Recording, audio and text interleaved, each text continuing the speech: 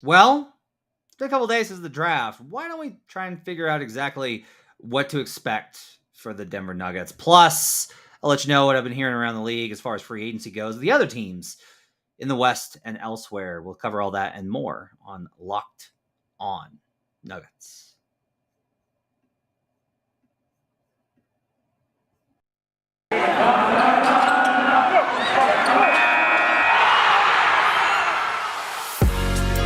You are Locked On Nuggets, your daily Denver Nuggets podcast. Part of the Locked On Podcast Network, your team every day. Welcome to Locked On Nuggets, your daily Denver Nuggets podcast, part of the Locked On Network, your team every day. My name's Matt Moore. Thanks for making us your first listen every day. Really appreciate having you on board. Recording this late on Monday night. Wanted to jam out an episode for you for a Monday, heading into Tuesday. We'll probably do a Tuesday show, so you're going to have two shows when you wake up on Tuesday to get you caught up on. I want to talk a little bit more about the draft because I had some lingering thoughts on the draft as well as some free agency stuff. We'll talk a little bit about expectations for the Nuggets. This is kind of going to be the theme of today's show. As a heads up, I'm not going to have any sort of like the Nuggets are looking at this guy. It's the same list of guys that we've been talking about. Like no surprises there, but we will kind of get into some of the options for the Nuggets and what I've heard a little bit in the final segment. Do want to let you know that today's episode is brought to you by BetOnline. BetOnline has you covered this season with more props, odds, and lines than ever before. BetOnline, where the game starts. My name's Matt Moore. I'm the senior NBA writer for the Action Network. On my own tonight, Adam Mares is off celebrating his anniversary. Happy anniversary, Adam. He was going to do a show with me today, and I couldn't because I took my wife hiking. That's actually a thing I did. Is I took my wife and we went hiking. It was great. She actually went kayaking, which was awesome. I'm also, by the way, I heard that there was feedback on the audio quality of the show. Our provider Restream is having some issues, so I'm hopeful that we're not going to have any sort of like problems in this one. If we do, I promise you I will get it resolved. But as of right now, I'm not expecting any problems. I think we should be smooth sailing as far as the technical stuff. Flo asked in the comment, how many pods in a row is this for you? This is my second one in a row. I just did a Locked On NBA, which you can talk about here on YouTube or wherever you get podcasts. I did with Tony East, who I love. It's great doing shows with Tony. And I had to talk about Kyrie Irving, which frustrates me because Kyrie Irving is pretty much the most frustrating person in the NBA for me right now for a number of reasons. But that is not for today's show. I want to talk about the draft. So there are issues, I think, when it comes to local coverage of the Nuggets and every NBA team, in that most often your beat writers are going to be pretty defensive of the team. And the question for that is, well, are they just defensive of the team because they cover them and they're buddies with them and they're friends and therefore they need to maintain their connections or their friendships, and so they just defend these things? That's usually like an outside perspective on it.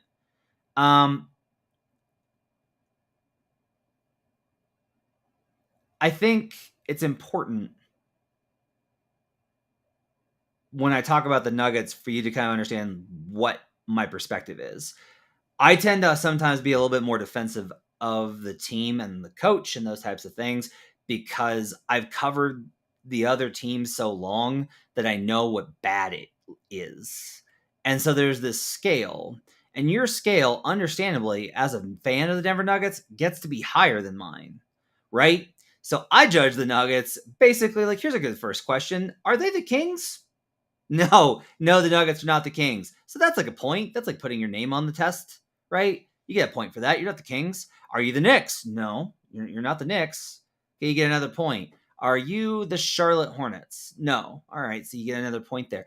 The point here is that on a scale of all NBA teams, the Denver Nuggets over the past 6 years have been really good. They've been well managed. They've been well coached. They've developed on the right timeline. They've done a lot of things right to be able to get themselves in a good position going forward. When it comes to a situation like the draft on Thursday, this also gets into a complicated area for me because, again, I'm judging it based off of what everyone did. The Portland Trailblazers traded for Jeremy Grant, and they've been after Jeremy Grant for a long time, and they gave up almost nothing to get him. That was a steal of a deal for the Pistons. It was a great deal. They got a quality player in Jeremy Grant for a pretty low value draft pick, right? If you go beyond that and you look at the rest of the draft night, what major trade for a veteran was made? The only other veteran that was traded, essentially, besides JaMychal Green as part of that Thunder deal, was actually, when you look at it, Kemba Walker. That's it. There were a number of teams that wanted to make deals. The Atlanta Hawks badly wanted to trade John Collins and Neil Gallinari. They're still trying to work that DeJounte Murray angle, which that one's weird. We'll talk about that later. So the question here is not, I used to be somebody that would say, you got to do something. You got to do something. And that's really who I used to be.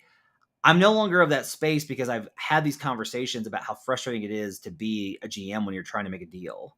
And it makes a lot more sense when you start to actually think about it from all of their perspective. This is a pretty cutthroat business. It's just basketball, but there's a lot of money on the line. And so what you have is basically, I have to try and improve. If you don't have, you can't just sign guys, right?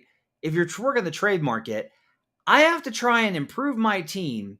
And to do so, I have to cooperate and make a deal with one of the other 29 guys that is trying to beat me.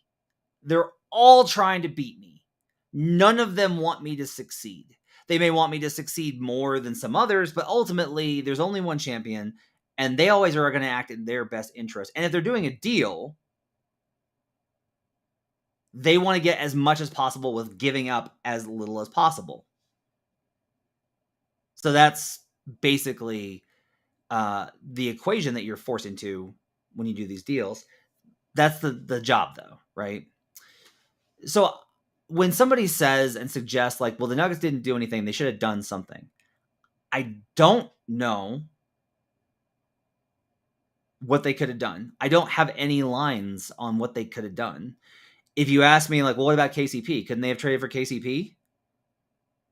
And my answer is, from what I heard, I talked about this on the show, the Wizards were trying to add draft picks for KCP, which is curious because Bradley Beal opted in. It's kind of weird, but that's what I heard.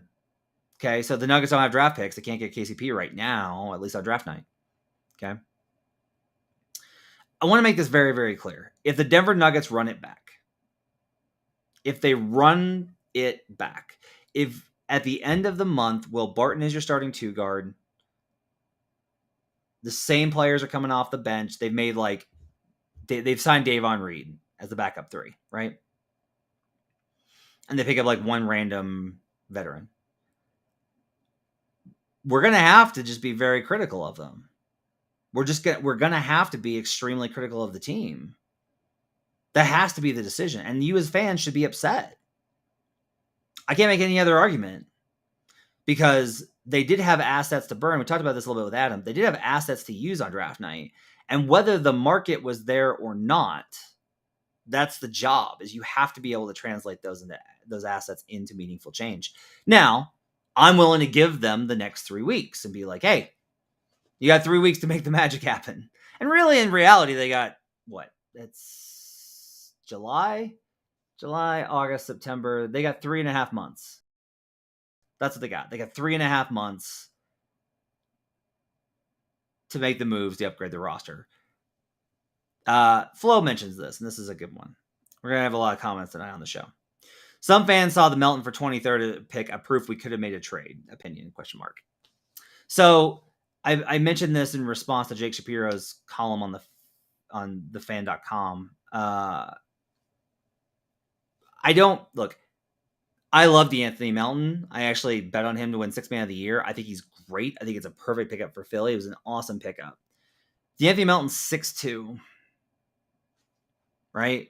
So the question here is, if you want to say, well, if the Sixers can make a trade with a 23rd pick for DeAnthony Melton, isn't there a deal the Nuggets could have made with the 21st pick or the 26th pick or the 30th pick? Sorry, the 21st or the 30th pick to get a guy that's not 6'2". And I just don't know the answer to that. And the reason I don't know the answer to that is because it seems very much like the wings are of the most value. This is going to be one of the challenges for Denver, is that from everything I understand, this is everybody's wings. You just need as many wings as possible. Hurricane Ash, should they have overpaid for KCP? I think they probably still can. I think you're waiting to see what the market is. Because if they want to draft picks for him and they can no longer get that, I think now the question you have to kind of deal with is like, all right, what are they going to do here? Like, is it building around Beal? Do they really want him? There's a lot of things I think that are confusing right now, trying to figure out with the Wizards. And so that's what makes the KCP situation a little bit more confusing. Here's a good question. Leo says, Midnight Show. Matt, do you think the Nuggets will be interested in TJ Warren? I think they'd be interested. I could say that a sign and trade option probably accomplishes a lot of what they're looking to do, right? You trade a guy into salary that lessens the blow of adding somebody on the luxury tax bill. You try and move Jeff Green or even Amante, you try and move one of these guys and then you try and pick up an addition. I think Warren's a pretty solid addition. My only question there is like, I don't know where Warren plays because he really is a forward, and MPJ is going to play and Aaron Gordon's going to play. I think it'd be great from the perspective of you could just start Aaron Gordon and TJ Warren and let MPJ come off the bench and get his win back, like work him in slowly. But I don't think MPJ wants that. And if MPJ starts, which everyone's going to want him to, and he does get injured again, hey, you got TJ Warren and he can just fill in. It'd be a big upgrade there. Warren has actually shown he can defend well too. That was his knock in Phoenix, and he was really good in Indiana. So the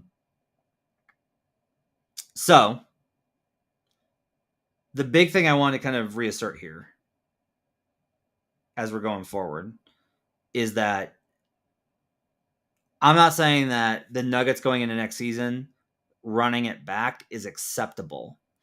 If that's the case, this front office in its first major venture failed. They have to change things. You can't have talked enough about change. You can't have built enough about like, hey, we were really going to be aggressive and then go over. You got to do something. And the problem with that is like, you just set the expectation. Because if not, it's not really like the fans will be happy when they win and mad when they lose. And they'll have expectations and doubts and questions. That's all part of it. But I do think there's something to be said for the energy around the team. And the energy around the team is like, we really got something. We're going to be back next year, but we got to make some changes. And you don't. That, I think, is damaging. That, I think, is an issue. I don't think it's that they're doomed now, but I do need to reassert that there have to be changes over the next 3 weeks, or you as fans have a right to be pissed, and we're going to have to be pretty critical of what the Denver Nuggets decided. We'll talk about that when we get there, but after the break, I want to talk a little bit more about the free agency options that are out there, some things I've heard, and we'll get to all that and more when we come back on Locked On Nuggets. But first, I've got to tell you about BetOnline. BetOnline.net is your number one source for all your betting needs and sports info. You can get all the latest developments for Major League Baseball, go Rockies, as well as get on your NHL futures for next year if you want to bet that Colorado Avalanche to win the Cup again. So excited for the Avs. Congratulations to the Colorado Avalanche. BetOnline is your continued source for all your sports wagering information, live betting, esports, and scores. They've got MMA, boxing, golf, WNBA, all sorts of stuff. Football is right around the corner. I got my magazines today. I love the football preview magazines so much. I ordered them through the mail like it's 1997 just so I can flip through them on the couch when I'm watching the kids. I love those things. I'm excited to be betting NFL again this season. BetOnline, where the game starts. We'll be right back on Locked On Nuggets. Back here on Locked On Nuggets. Thanks for making us part of your day and your first listen each and every day. Glad to have you with us. Make sure that you check out all the great podcasts around the Locked On Network, including Locked On Avalanche, home for all your coverage for the Stanley Cup champion Colorado Avalanche. Woo! What a performance. Who would have thought they could win a game 2-1? I was told by somebody that they could never win a game 2-1. Incredible. Just an absolutely amazing performance. What a season. I was so happy for all the guys. It was so cool to see Eric Johnson. It was so cool to see Landeskog. It was so cool to see Kadri and my guy, Mikko Rantanen. Love Mikko. It was an amazing experience. Going to the parade. I'm actually going to the parade with the family on Thursday, so I'll be down there. Excited to see my first championship parade. I've never been to one of these, so I'm excited to seeing it. All right, let's talk a little bit more about free agency. If you got questions in the comments, definitely hit me because this is more of an open show late night on a Monday, Tuesday, where some people are. So I want to talk a little bit about where the free agency market is looking. Let's talk first about the Mavericks, who are a direct threat to the Nuggets in the Western Conference. The Mavericks at the trade deadline shut down all talks with Jalen Brunson and basically decided they were going to keep him. And they're like, we're going to re-sign him. And there was kind of this idea of like, it's kind of like a handshake deal. Like, it's going to happen. And they get to free agency or they get to like June, and there starts to be kind of a burbling a little bit of, hey, the Knicks are probably going to make a pretty big run. They signed Rick Brunson, his dad, to an assistant coaching deal. That's always like a big red flag. And I heard there was a number that the Mavericks would not go beyond. And it certainly seems, based off of what I know, I will only tell you that the number that the New York Knicks are targeting, which is going to be 4 years, $100 million, that's per Jake Fisher of Bleacher Report, is probably above that number. Now, that doesn't mean the Mavericks can't match it and keep him. Now, he's not a restricted free agent, I want to be clear. He's unrestricted. But if they offer him the same money, I think he probably stays. He's been very supportive of Dallas. It doesn't seem like a Jeremy Grant type deal where he leaves for the same money. So the question here is it better for Denver if Jalen Brunson signs with the Mavericks or leaves to go to the Knicks? And you say, like, okay, isn't it better if the Mavericks lose a key piece given that they don't have the cap room to really replace him? Yes and no, because not having that on the books does make it easier. Then they're like a Spencer Dinwiddie trade and a Tim Hardaway Jr. trade, which I know that they've looked at, away from being able to take on enough space to bring on a superstar. Or if a superstar comes available and they want to go to Dallas, that moves it into there. Versus if they add on Brunson, now they get a 4-year, $100 million contract on the list. That I think is concerning, right, for the Mavericks, and that makes it harder for them to reconfigure. So I think long-term, actually, probably, I would say the best thing for Denver fans is actually if he stays in Dallas, because while it's easier for them it's a better talent immediately, it does kind of cap them in terms of what they're capable of. So if I were you as a Nuggets fan, I would tell you you'd be rooting for the Mavericks to re-sign Jalen Brunson. Another Western Conference, not competitor, not like serious, but there is a lot of talk that the Atlanta Hawks are in conversations with the San Antonio Spurs about DeJounte Murray. We obviously talked about DeJounte Murray the other day on the show. More talk about that on Monday. I will say this is getting to the point where it's a little bit curious that Atlanta is making this much noise about it. There's an angle here, and I don't know what it is. I don't know if this is Atlanta trying to drum up interest for Gallo because they're really trying to move Gallo. I don't know if this is them trying to raise the value for John Collins, because the report on Monday was that John Collins is not included in the deal for DeJounte Murray. And I'm like, that doesn't make any sense. But if you're the Hawks, you're like, John Collins is so valuable. We got DeJounte Murray, and we didn't even have to give John Collins up because that's how valuable he was to us. So Leo says that the Spurs want to tank for Victor Wembanyama. Probably. Why not Gallo for Barton? Hurricane asks. I don't know. That's an upgrade, man. I get how people feel about Barton, but I just don't know that's an upgrade with where Gallo's at. I really don't. I think you got to be careful what you wish for here. You can go too far. I think in large part what we are seeing, though, is we are seeing like the Spurs definitely shift a little bit towards, if this report's accurate, they're not going to, like, the Spurs are not going to all of a sudden be a threat, I don't think. It looks like they're heading in the opposite direction. So that's something to keep in mind.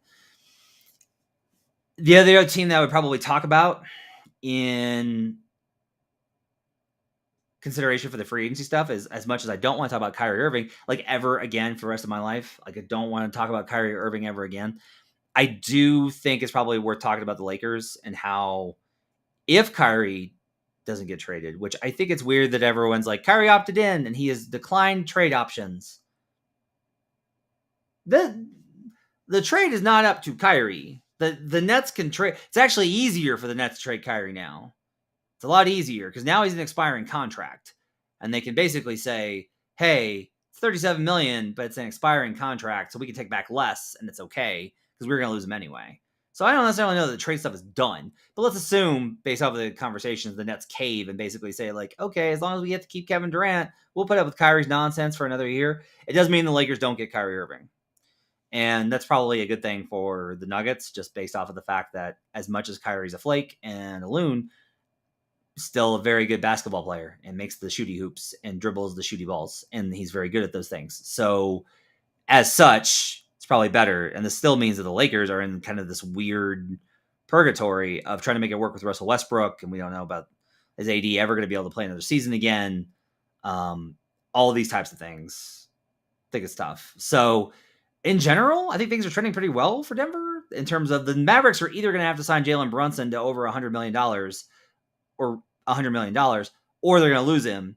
And the Lakers are not going to get Kyrie Irving, at least as we record this on Monday. I'm not ruling it out yet. Just not. I'm just, me personally, not ruling it out. But they're probably, as we record this on Monday, not getting Kyrie Irving. So that's a bunch of free agency news that I think is like a win for the Nuggets. We'll take a break.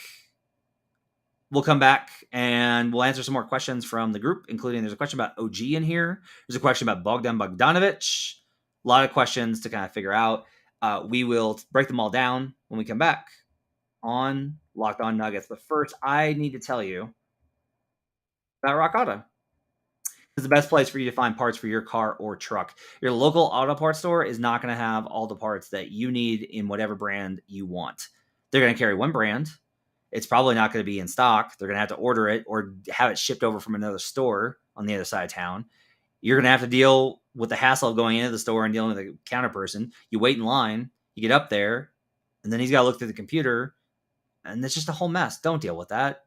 Just go to RockAuto. So much easier. You save time and money when you're using RockAuto. So on the money side, listen to this. A Honda Odyssey fuel pump is $353 from a chain store. It's $216 from RockAuto. They're a family business serving do-it-yourselfers for over 20 years. RockAuto prices are reliably low for every customer. They got everything you need: brake parts, tail lamps, motor oil, even new carpet.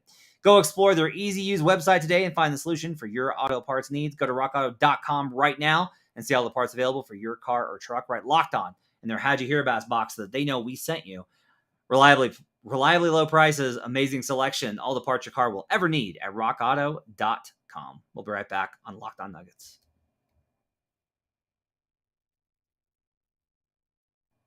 Back here on Locked On Nuggets. Thanks for joining us and making us part of your day and your first listen each and every day. Also, check out Locked On NBA. I had to record 2 episodes of Locked On NBA on Monday. I recorded one with David Ramil, and we talked for about 35 minutes about Kyrie Irving, and I got off. I literally clicked end, and then I flipped over to TweetDeck, and boop, Shams Charania popped up with a report on Kyrie Irving. All of it dead. Had to record another one. So Kyrie took a full hour and 20 minutes from me today. And let's just say I wasn't fond of the person before. So that's a fun time. Here's some more questions on free agency I want to get to from the group. Good question here from TJ, who says, what a nice surprise. Glad to have you in my ears while I work night shift. Hey, hang in there, buddy. I've worked the night shift before. Hang in. Here in beautiful downtown Denver. Is it possible for the Nuggets to acquire someone the caliber of OG? That's a good question. No, I'll be honest with you. I don't think they're going to get a player as good as OG Anunoby, and I don't even think OG Anunoby is that good. Adam and I are very far apart on this in terms of how good we think OG Anunoby is. I think OG is he's good. He's a guy. He fits in that category of he's a guy.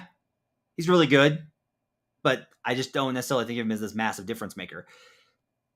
I don't think the Nuggets are going to be able to get a massive difference maker. I don't know if KCP is that. That's their best option. I don't know if that's that guy. If they do, it's going to be impressive. We're not going to be talking about the draft anymore, right? It's going to be if they do, it will be somebody. Let me put it this way. And this is one of the things I think is tough is I remember how much of a just complete disaster that draft was when they were trying to get Love and it didn't work out. And everyone's just traumatized. And then 4 days later, they went to Atlanta and got Paul Millsap, right? Now, there are people in town that will tell you that Paul Millsap was not worth it, and that is not true. I'm just here to tell you. Paul Millsap came in, and because of his work ethic and what he established and the floor that he helped set, it was really high level. So, the Nuggets are basically hoping to do the same thing again here, where it's they have a really bad draft. I'm not willing to say the draft was bad, but it wasn't they didn't make a big move, right? and then they get Peyton Watson, right? And then they walk out of it, and free agency they hit a home run. I will also say, and this is something that's in the comments, I'll just tell you this: don't make declarative statements about what they can and can't get. Don't do that.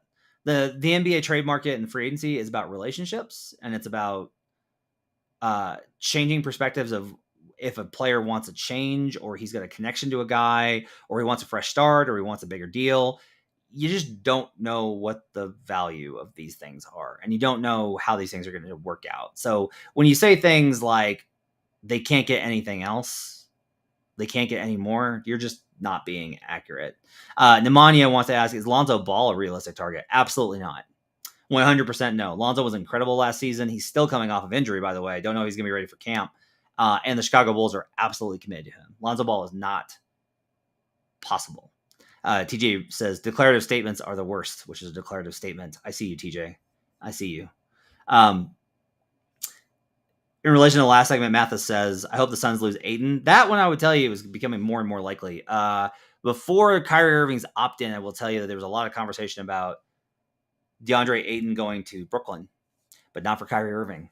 So if that's the choice, if your choices are DeAndre Ayton is still in Phoenix or Kevin Durant is in Phoenix, you should probably hope that DeAndre Ayton is still in Phoenix. But I do hear that it continues to be very likely for that to happen. Leo asks, Charlotte wants to shed salary. You want to take Plumlee into the TPE for free? It's not a bad idea. I don't mind that idea. I think most people in Denver would be like, oh, you're bringing back Plumlee? But like, look, that was a big problem. The whole thing this year, the reason the Nuggets were 6 instead of 4 or 3 was pretty much entirely the backup center situation. If they literally had Mason Plumlee on the bench the first 2 months of the season and didn't play Facu Campazzo, they probably would have made the at least the 4 seed. They would have been as good as the Mavericks, right? And that keeps you in a different bracket, and who knows from there. So I don't think getting Mason back is the worst idea. But if you're going to go that route, I don't know if the TPE is necessarily, if Plumlee is the best use of that TPE. That said, the TPE, if you want to know a good example of why these trade player exceptions are not always going to work out, Boston's trade player exception for Josh Richardson expired tonight. Like, that's what happened. Just vanished into thin air. These trade player exceptions do not always work out. Edmund has asked the chances of getting Bogdanovich, right? Bogdanovich, as opposed to Bojan Bogdanovich. Bogdan's from the Hawks, obviously. He's available. Might be doable. I don't know what the Hawks want. Right? So I don't know what the Hawks are really looking for. Because if they're adding DeJounte, that gives them basically a combination of a starting 2 guard to go next to Trey and a backup point that you can stagger. So I don't know that the Nuggets having Monte is going to be a pull. Now, I have said that I know that MPJ and Trae Young are really good friends, and I would be absolutely on the phone every day being like, think of how good MPJ would be with Trae if he's healthy. I would just be working that, but I don't think they're going to go for it because Travis Schlenk is pretty smart.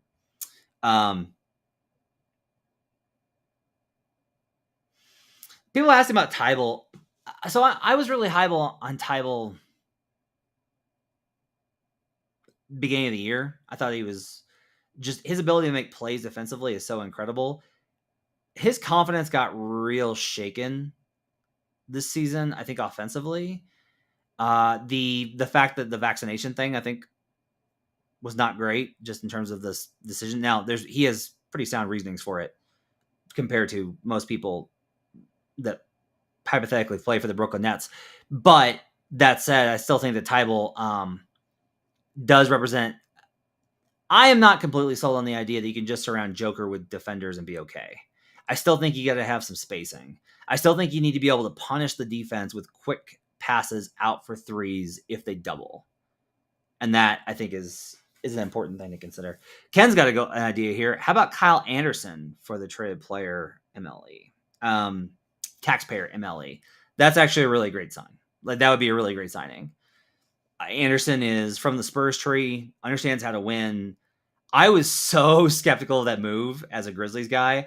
I was arguing with John Hollinger, who signed it in Vegas. I was like, John, he's not athletic and like he can't shoot threes and all these types of things. And he was like, he's a connector, and he has a better shot than you think. It's going to work.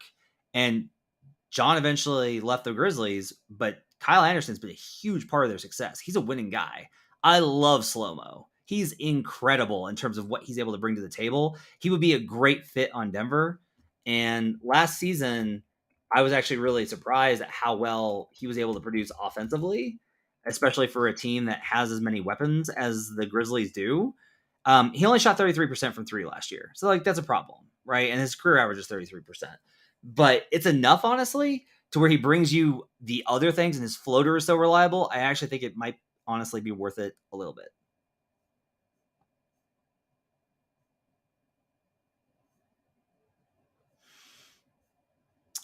Stefan says, Monte is way better than KCP. Please don't trade. If you're going to improve the team, you got to trade Monte Morris. I don't know how else to do it. You know, you had 2 picks in the 20 to 30 range in a weak draft. That didn't get it done. You could still technically trade those players, by the way. I just don't know that there's all that many things to cover. Bogan81 asks, what's happening with Vasa Micic? Micic. There we go. Vasa Micic. He has a good relationship with Jokic. We talked about that on the last show. So go back to Friday's episode, or we talked about it last week, and you'll be able to find an episode where Adam talked about Micic quite a bit, and he has a really good scouting report breakdown on him. Yeah, this is a good point on Matisse Thybulle. Sean says, issue with Matisse is he's a sneaky bad as a cutter. He's a horrible shooter and can't finish at the rim. He's basically 6'5" Facu minus the passing. I'm not going to go that far. He's such an elite defender that it's so much of a difference between him and Facu. Like, he is a high-level playmaking defensive player. He is one of the most impactful defensive players in the league. So I would say that he's better than that. However, the cutting thing is a problem. He had real issues finishing on cuts, and that's a real issue. Edmund also asks, what would you get if you threw AG into a trade package? You know, he's proven he's a winning player. I think you hurt yourselves in a couple of ways there. You do have to keep in mind, guys, that you want guys that want to be in Denver. That's part of maintaining the locker room, is guys that are bought in. Aaron Gordon's like bought in. He was the one guy at the end of the year that I really thought was trying to push through all the fatigue harder than anybody. And it caused him, honestly, to miss some shots because he was trying so hard. But I never questioned Aaron's effort. Gordon was like bought in all the way, trying to play winning basketball the whole way through. And that to me is a pretty important facet if you're going to consider these type of things, is like who fits with the identity of the team. And Aaron has really bought in and seems to get the role. And the contract is honestly pretty expensive. This is part of the deal that we talked about when they signed the extension. The extension made sense for Denver. I don't know that Aaron Gordon at that number makes sense for a number of other teams. I don't know how many teams he makes sense for, right? So that, I think, is part of the issue. Okay, so that sets us up for the rest of the week. Let me kind of like give you the breakdown. John Wall was a significant chunk of like movement. That's a long-standing buy-in piece that's been resolved. I don't think the net stuff is resolved yet. We'll see what tomorrow brings. There will be news all throughout the week, and we'll cover it here for you on Locked On Nuggets. I'm going to try and make some calls and figure out what other people are hearing around the league about all these types of things. So we'll see what it is that the Nuggets come up with. Thanks for joining me on a late night edition. Really enjoyed you guys hopping in and joining me. This has been a great chat. We're going to do this again as things go through. I will probably do something along the lines of a free agency reaction show, either with Adam or on my own here later. We will do a episode this week that basically is y'all suggestions. And we did a lot of that on this episode. If you've got suggestions, I want to know about them. Send it to @LockedOnNuggets on Twitter, or me @HB Basketball, and we'll get to them this week. We want to do an episode of basically like, let's look at the targets and see if they fit. And we'll talk about those options all throughout the week. Thanks for joining us, everybody. Have yourselves a great night. If you're at work, hang in there, and we'll see you guys again next time